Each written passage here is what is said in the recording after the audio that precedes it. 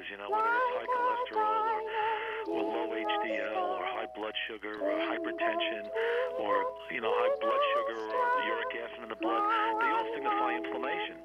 So inflammation is really at the root cause of heart disease, and if you can believe that, what you really realize is that when you are inflamed, your blood thickens. So the thicker your blood, the more hypercoagulable your blood is, the more like your blood is like red ketchup, the higher your incidence of heart disease. And everything from emotional stress to low HDL to high blood sugar contribute to a thickened blood situation. So I'm looking at heart disease more from what's in our pipes, in other words, what's in the blood, or looking at the zeta potential or really the blood viscosity of a person. The zeta potential basically is the force of red blood cells in the bloodstream. Think of a traffic jam, Kurt. In a traffic jam, there's cars that are sort of stuck. You know, they're not moving past one another. So in a traffic jam, there can be more congestion. Now think of you're on the highway and the cars are flying by at, you know, 60, 70, 80 miles per hour.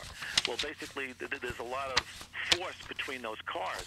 So in the bloodstream, the higher the zeta potential, the greater the velocity between red blood cells. And when you have a higher velocity, your blood is more like red wine as opposed to red ketchup. So as a cardiologist, I am really looking at zeta potential as being the universal risk factor involving the heart.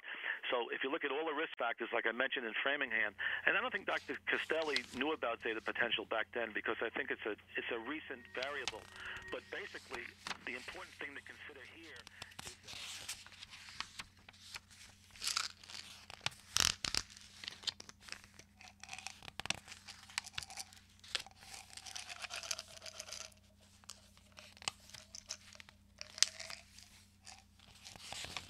I miss you.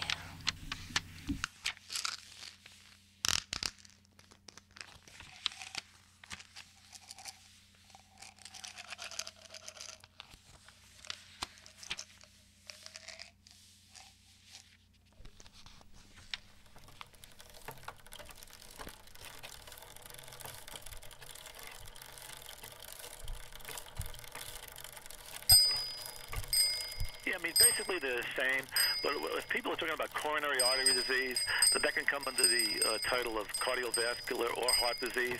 I mean, you can have heart muscle disease where you can have normal coronaries, but, you know, you'll have what we call a cardiomyopathy. It can be from alcoholism or infection or long-standing valvular disease. So cardiovascular disease and heart disease can be sort of the same, but once you talk about coronary artery disease, then you have a specific etiology of a specific cause. So I know it's a little bit confusing, but I like the term cardiovascular disease.